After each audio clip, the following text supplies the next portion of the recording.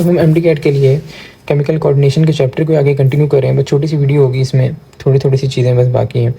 अच्छा, सबसे पहले हमने गट के कुछ हार्मोन्स को देखने हैं। गट का मतलब डाइजेस्टिव ट्रैक्ट है। इसमें पहली चीज़ हम देखनी है गैस्ट्रिन। तो गैस्ट्रिन वर्ड से बता रहा है कि हम स्टमक के लिए गैस्ट्रिक का वर्ड यूज़ करते हैं तो स्टमक से रिलीज़ होगा। स्टमक से रिलीज़ होता है। स्टमक भी पाइलोरिक रीजन से, पाइलोरिक रीजन में दिखा देता हूँ। स्टमक के कुछ रीजन होते हैं। सबसे पहले जहाँ स्टमक स्टार्ट होता है कार्डिक रीजन कहलाता है, कार्डिक रीजन कहलाता है। उसके बाद ये फंडस है, फिर बॉडी, फिर एंट्रम है, ठीक है, और पाइलोरस बिल्कुल एंड पे है, उसके नीचे डुओडेनम में स्टार्ट हो जाता है, ठीक है। तो ये पाइलोरिक रीजन का जो म्यूकोजा है, म्यूकोजा क्या होता है एक्चुअली, कोई भी जैसे अगर ये स्टमक है, डायग्राम में देख लेते हैं, तो स्टमक की ये जो लेयर है एपिथेलियम सरफेस लेयर है, ठीक है, ये एपिथेलियम से बनी है। एपिथेलियम के अंदर आ जाता है म्यूकोजा भी आ जाता है, सब म्यूकोजा भी आ जाता है, और मस्कुलर लेयर भी आ जाती है, ठीक है। तो एपिथेलियम जो सरफेस लेयर है उसका एक पार्ट है। और म्यूकोजा का क्या फंक्शन है, ये स्टमक में ऐसे जो फ्लूइड नुमा सिक्रीशन को प्रोड्यूस करता है ताकि जो स्टमक में एसिड ना आना है वो स्टमक की वॉल से डायरेक्ट कॉन्टैक्ट ना कर ले, ठीक है। तो ये ऐसे हो जाएगा, देखें यहाँ पर अगर फ्लूइड नुमा स्ट्रक्चर आ जाए कोई भी, तो ये देखें स्टमक की वॉल को प्रोटेक्ट कर लिया, तो अंदर एसिड हो भी तो स्टमक की वॉल से डायरेक्ट कॉन्टैक्ट नहीं होगा, स्टमक की वॉल को डिस्ट्रॉय नहीं करेगा। तो ये क्या है, एंटी इन्फ्लुएंजा प्रोटीन। जब स्टमक में आपको पता है प्रोटीन डाइजेस्ट होती है, तो जब प्रोटीन आती है स्टमक में तो उस वजह से गैस्ट्रिन रिलीज होता है, और गैस्ट्रिक जूस को ये गैस्ट्रिक जूस की प्रोडक्शन को बढ़ा देता है। गैस्ट्रिक जूस में क्या क्या आ जाएगा आपके पास, HCl आ जाएगा, म्यूकस आ जाएगा, ठीक है, पेप्सिन आ जाएगा। तो ये चीज़ें जो हैं जो कि स्टमक में मौजूद होती हैं उनको भी बढ़ा देगा, ठीक है। अच्छा, इसके बाद है अगला सिक्रीटिन। सिक्रीटिन कहाँ से रिलीज़ होगा, ये सिक्रीटिन जो है हमारे पास रिलीज़ होगा डुओडेनम से, और डुओडेनम को पता है स्टमक के बाद आएगा, वहाँ के भी म्यूकोजा से, म्यूकोजा वहाँ पर भी वही होगा एपिथेलियम, जो एपिथेलियम है उसके लेयर म्यूकोजा, सब म्यूकोजा और मस्कुलर लेयर, तो एक एपिथेलियम का ही पार्ट होता है म्यूकोजा, जैसे मैंने आपको स्टमक के लिए बताया। अब जब एसिडिक फूड आएगा, अब देखें यहाँ पर है, डायग्राम में देखते हैं, यहाँ पर है आपके पास स्टमक के नीचे कंटिन्यू हो रहा है डुओडेनम, ठीक है, ये डुओडेनम है। तो स्टमक में आपको पता है एसिडिक इन्वायरमेंट होता है, तो स्टमक से एसिडिक फूड जो डुओडेनम में एंटर होगा उस वजह से, ये एसिडिक फूड की वजह से रिलीज होता है डुओडेनम से। इसका काम क्या है, पैंक्रियाटिक जूस को बढ़ाता है। आपको पता है पैंक्रियाटिक जूस रिलीज होता है पैंक्रियाज से, और ये आके डुओडेनम में स्मॉल इंटेस्टाइन में ओपन होता है। इसमें लाइपेज, माइलेज और ट्रिप्सिन होते हैं। इसको डाइजेशन के चैप्टर में और डिटेल में पढ़ेंगे। तो ये वाले एंजाइम्स क्या करते हैं, लाइपेज क्या करेगा, लिपिड के डाइजेशन करेगा, माइलेज कार्बोहाइड्रेट की, ट्रिप्सिन प्रोटीन के डाइजेशन करेगा, और पैंक्रियाज से निकलता है और आके ओपन हो जाता है डुओडेनम में। उसके बाद बाइल को भी सिक्रेट कराता है। बाइल कहाँ से आएगा, ये लिवर में बनता है और गॉल ब्लैडर में स्टोर होता है, और बाइल की फिर ये सिक्रीशन करा देता है, बाइल को बता देता है बाना है, और बाइल मल्सीफाई करता है फैट्स को, मतलब फैट्स को छोटे ड्रॉपलेट्स में तोड़ देता है ताकि उसके डाइजेशन आसान हो। उसके बाद सोडियम बाइकार्बोनेट को भी रिलीज कराता है पैंक्रियाज से। सोडियम बाइकार्बोनेट का क्या फंक्शन है कि मैंने जैसे अभी आपको बताया कि स्टमक से जो सिक्रीशन आई वो एसिडिक है, तो इस एसिडिक सिक्रीशन को ज़ाहिर है हमारे स्टमक तो चले इसलिए बना हुआ एसिडिक सिक्रीशन को बर्दाश्त कर सके, उसकी लाइनिंग बहुत मजबूत है, उसने लाइनिंग कवर किया हुआ, बट डुओडेनम हमारे लिए इसलिए नहीं बना कि एसिडिक सिक्रीशन को जो बर्दाश्त करे। तो ये एसिडिक जो सिक्रीशन है, एसिडिक चीज़ें हैं, उसको न्यूट्रलाइज करने के लिए सोडियम बाइकार्बोनेट रिलीज कर दिया जाता है पैंक्रियाज से। और जाहिर है ये न्यूट्रलाइज कैसे करेगा, ये बेसिक होगा, जब एसिडिक और बेसिक मिलेंगे तो बीच वाली पीएच आ जाएगी न्यूट्रल वाली, ठीक है। उसके बाद ये गैस्ट्रिक जूस को इनहिबिट कर देता है। इसका रीज़न ये है कि जो फूड आ गया, जैसे चलिए डायग्राम भी देखते हैं, अगर ये फूड है और ये इंटर हो गया, ये फूड है अगर, ठीक है, और ये इंटर हो गया डुओडेनम में, तो ये डुओडेनम कहेगा पहले मुझे जो फूड तुमने भेजा है इसको डाइजेस्ट करने दो, ये ना करो कि और फूड भेजे दो पीछे, पहले जो आया है उसको काम पूरा करने दो। इसलिए गैस्ट्रिक जूस को इनहिबिट कर देता है ताकि ये वाला जो फूड आया उसका डाइजेशन हो जाए, फिर बाकी फूड को दोबारा गैस्ट्रिक जूस प्रोड्यूस हो, ठीक है। तो ये हो गया आपके पास डाइजेस्टिव ट्रैक का। अब हम देखते हैं गोनाडोट्रोपिन हार्मोन। ऑल्दो ये तो हमने रिप्रोडक्शन के चैप्टर में बहुत डिटेल में पढ़ा है, बट आपकी बुक्स में ये केमिकल कोऑर्डिनेशन में भी थोड़ा बताया हुआ है। तो रिप्रोडक्शन के चैप्टर आप देख लेंगे तो आई थिंक जो मैं अभी आपको बातें बताने लगा हूँ तो 90-95% बातें आपको ऑलरेडी पता होंगी। तो ये वो वाले हार्मोन्स हैं जो गोनाड से सिक्रेट होते हैं, ठीक है, गोनाड इनको रिलीज करता है। अब गोनाड्स क्या है, मेल में टेस्टिस होते हैं और फीमेल में ओवरीज होती हैं। टेस्टिस क्या करती हैं, स्पर्म को प्रोड्यूस करेंगे, ज़ाहिर है। ओवरीज क्या करेंगे, एग को प्रोड्यूस करेंगे, और एग और स्पर्म जब फर्टिलाइज होता है जाइगोट बन जाता है और नया बच्चा पैदा हो जाता है। ये जब स्पर्म कहाँ से प्रोड्यूस होगा, जर्मिनल एपिथेलियम। जर्मिनल एपिथेलियम क्या है कि हमारे टेस्टिस में, अगर टेस्टिस बनाओ इसके अंदर कुछ ट्यूब्स मौजूद हैं, इसको हम सेमिनिफेरस ट्यूब्यूल्स कह रहे हैं। तो सेमिनिफेरस ट्यूब्यूल्स में जर्मिनल एपिथेलियम, इसको मैं GE लिख रहा हूँ, और सर्टोली सेल्स मौजूद होते हैं, ठीक है। इनकम फंक्शन में भी देख लेते हैं। तो ये जर्मिनल एपिथेलियम है, ये वाला जो थैमिनस स्फेरस ट्यूब्यूल में ये प्रोड्यूस करता है स्पर्म को। उसके बाद इंटरस्टिशियल सेल्स भी होते हैं। इंटरस्टिशियल सेल्स क्या है कि ये जो थैमिनस स्फेरस ट्यूब्यूल एक ये रहा, इनके बीच में जो सेल्स होंगे उनको इंटरस्टिशियल सेल देते हैं, नाम देते हैं। लीडिंग सेल होता है यूजुअली, और इसका फंक्शन में हम देख लेते हैं, बट हमने देखा हुआ है और अभी आगे देख लेते हैं, ठीक है। तो थोड़ा सा ओवरव्यू हो गया। ओवरीज क्या एग प्रोड्यूस कर रही हैं, और ओवरीज में फॉलिकल्स होते हैं। जैसे अगर ये फॉलिकल है अराउंड, इसके कुछ ऐसे सेल होंगे, ये प्राइमोडियल फॉलिकल है अगर मिसाल के तौर पर, ये मेच्योर होगा, प्राइमरी फॉलिकल बन जाएगा, फिर सेकेंडरी फॉलिकल बन जाएगा, ठीक है।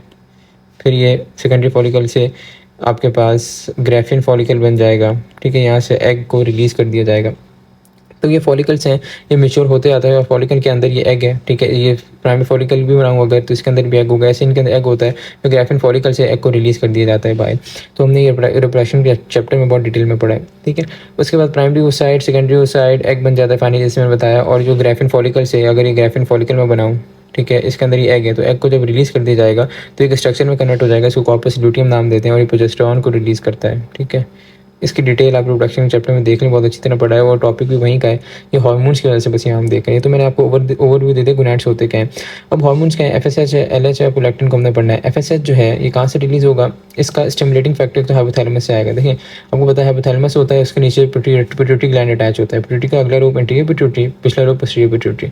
इसके जो एंटीरियर पिट्यूटरी है, हाइपोथैलेमस इसको सिग्नल देगा किस हार्मोन के ज़रिए, ये देगा गोनाडोट्रोपिन रिलीजिंग हार्मोन के। अब जो है वो गोनाडोट्रोप हार्मोन जो है रिलीज़ कर दो, तो एफएसएच और एलएच को रिलीज़ कर देगा।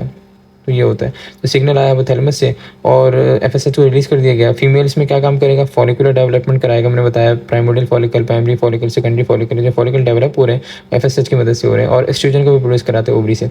एस्ट्रोजन का क्या काम है, एस्ट्रोजन जो है वो एंडोमेट्रियम की लाइनिंग को थिकनिंग करेगी, उसके बाद ये एलएच के लेवल को बढ़ाएगी, तो ये इसका काम होता है।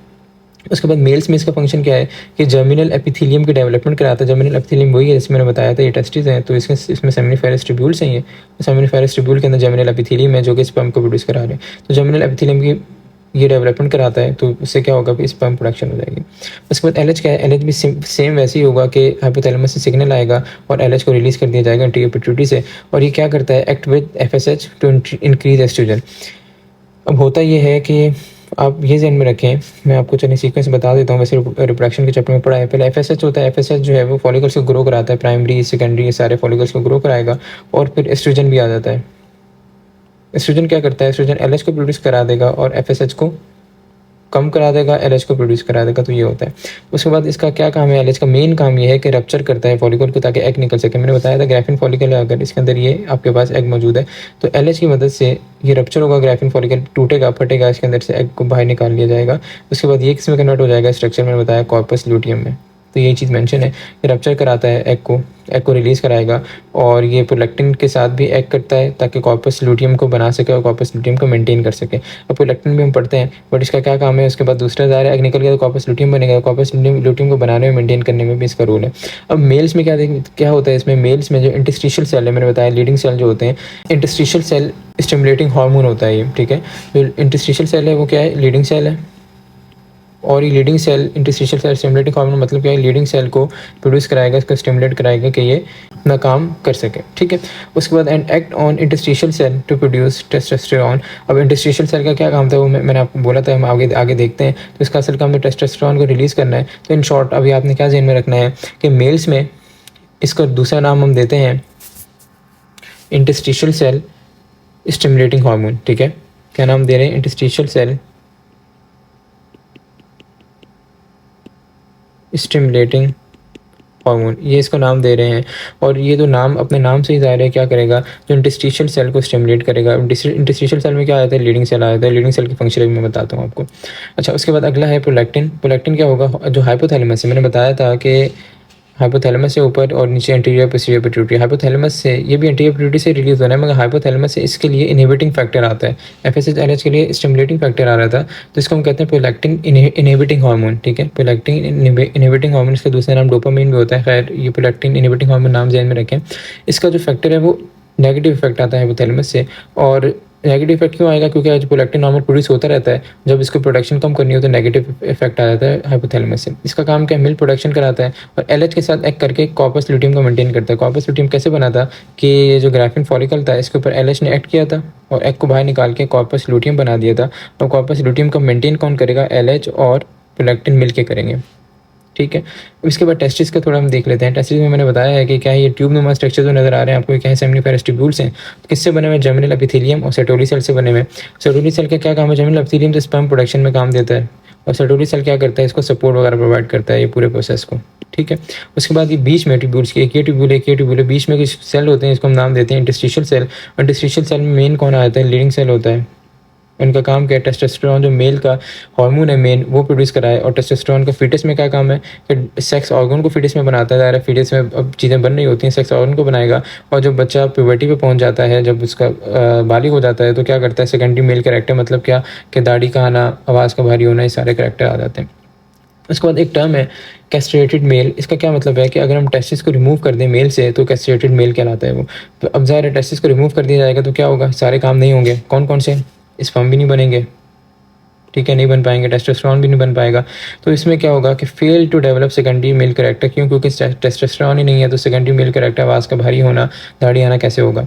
और बॉडी जो है टेंड्स टूवर्ड्स इमेच्योर फीमेल। क्यों? क्योंकि देखें जब टेस्टोस्टेरोन नहीं है तो मेल वाले कैरेक्टर भी नहीं आएंगे, स्पर्म नहीं है तब भी मेल वाले कैरेक्टर नहीं आया, तो क्या इमेच्योर फीमेल होगी? तो ऑल्दो था तो मेल, हम टेस्टिस रिमूव कर दिया तो कैरेक्टर कुछ फीमेल के हो गए, कुछ मेल के हो गए, इसलिए इमेच्योर फीमेल कह रहे हैं। क्यों? क्योंकि टेस्टोस्टेरोन एब्सेंट है।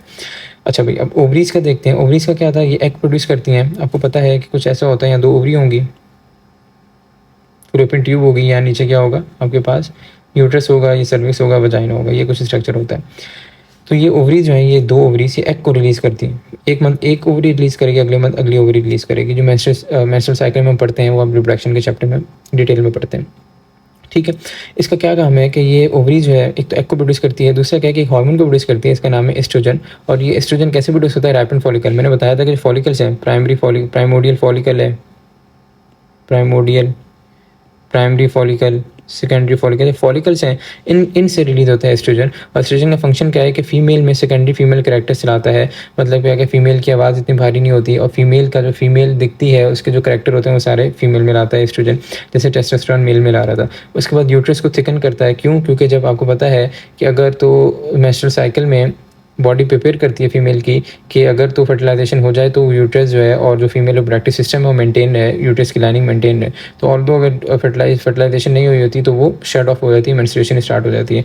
तो ये यूट्रस की थिकनिंग में भी हेल्प करता है। उसके बाद ये एलएच को बढ़ाता है। मैंने आपको बताया था पहले एफएसएच होता है जो कि फॉलिकल्स को स्टिमुलेट कराता है। उसके बाद एस्ट्रोजन बन जाता है, आ जाता है, और एस्ट्रोजन एफएसएच को इनहिबिट कर देता है और एलएच की सिक्रेशन बढ़ा देता है। और एलएच क्या करता है फिर आगे? ये ओवुलेशन कराता है, मतलब क्या, एग को रिलीज़ कराता है। उसके बाद दूसरा और क्या काम है? रिपेयर और हीलिंग ऑफ यूट्राइन वॉल, ठीक है। ये बिल्कुल वैसे ही यूट्रस को प्रिपेयर कर रहा है, थिकन कर रहा है, तो ये पॉइंट मिलता जुलता है। उसके बाद some cell of uterine wall become glandular. अब होता ये है कि अगर तो फर्टिलाइजेशन हो जाए और बच्चे ने सारे 9 महीने माँ के पेट में रहना है, तो जो यूट्राइन वॉल यूट्रस की, आपको पता है अगर मैं ये फ्लोपियन ट्यूब बना रहा हूँ और ये ओवरी है, ये फ्लोपियन ट्यूब है, यहाँ यूट्रस है, नीचे सर्विक्स वजाइना है, तो ये जो वॉल है यूट्रस की, इसको क्या क्या करेंगे? इसके अंदर ग्लैंडुलर सेल्स आ जाएंगे, मतलब ग्लैंड्स आ जाएंगे। ऐसे ग्लैंड होंगे जो कि प्रोटीन सिक्रीट करेंगे ताकि वो प्रोटीन एम्ब्रियो यूज़ कर सके और एम्ब्रियो की ग्रोथ सही हो सके। उसके बाद अगला जो लास्ट हार्मोन है प्रोजेस्टेरॉन, ये कौन रिलीज़ करता है? Corpus luteum. जैसे मैंने बताया था कि प्राइमोडियल फॉलिकल कन्वर्ट हुआ प्राइमरी फॉलिकल, कन्वर्ट हुआ सेकेंडरी फॉलिकल, कन्वर्ट हुआ ग्राफिन फॉलिकल, ग्राफिन फॉलिकल से एग को रिलीज़ कर दिया गया जिस प्रोसेस को कहते हैं ओव्यूलेशन, और एलएच कराता है। और ये जो स्ट्रक्चर बचा वो बन जाता है कॉर्पस ल्यूटियम, और ये फिर रिलीज़ करना शुरू कर देता है प्रोजेस्टेरॉन को, ठीक है। तो अगर तो फर्टिलाइजेशन हो जाए तो ये कुछ टाइम तक मेंटेन रहता है, फिर ये ख़त्म हो जाता है। प्रोजेस्टेरॉन सिक्रीट करने का जो रोल है वो प्लेसेंटा ले लेता है। तो अगर तो नहीं होती प्रेगनेंसी तो ये भी ख़त्म हो जाता है, प्रोजेस्टेरॉन भी सिक्रेट होना बंद हो जाता है। जब प्रोजेस्टेरॉन सिक्रेट नहीं होगा तो यूट्रस की लाइनिंग मेंटेन नहीं रहेगी और मेंस्ट्रुएशन स्टार्ट हो जाएगी। तो कॉर्पस लुटियम से बनता है। तो और इसका जो मेन रोल है ये है कि प्रेगनेंसी को मेंटेन करता है। कैसे? मैंने जैसे बताया, यूट्रस की लाइनिंग को थिकन करता है और वेस्कुलराइज करता है। ऑल्दो एस्ट्रोजन भी कर रहा था, बट अगर जब फर्टिलाइजेशन हो जाती है तो फिर बाद में ये वाला काम, ये वाला प्रोजेस्टेरॉन ज़्यादा कर रहा होता है। और वेस्कुलराइजेशन मतलब क्या कि ब्लड वेसल ज़्यादा बढ़ाएगा ताकि ज़्यादा से ज़्यादा ब्लड सप्लाई हो, ज़्यादा से ज़्यादा न्यूट्रिशन पहुंच सके। उसके बाद एक जो दूसरा रोल है ये है कि वो एफएसएच और ओवुलेशन को कम करता है। क्या मतलब? देखें, अगर तो प्रोजेस्टेरॉन मैंने बताया है कि रिलीज़ हो रहा है कब, जब ग्राफियन फॉलिकल में से एग निकल गया, एग निकल गया और कन्वर्ट हो गया कॉर्पस ल्यूटियम में। ये बड़ा इंपॉर्टेंट कॉन्सेप्ट है। तो एग निकल गया, अगर तो एग को फर्टिलाइज कर लिया जाए स्पर्म के साथ, तो ये क्या बन जाएगा, ये जायगोट बन जाएगा और आगे क्या हो जाएगा, क्या प्रेगनेंसी स्टार्ट हो जाएगी। तो ये प्रोजेस्टेरॉन सिक्रीट होता रहता है ताकि क्या हो कि एफएसएच और एलएच के लेवल को कम रखें। क्यों? एफएसएच ने क्या करना है, और ज़्यादा फॉलिकल्स को ग्रो करा के एग को रिलीज़ कराना है, एलएच ने क्या करना है, एग को रिलीज़ कराना है।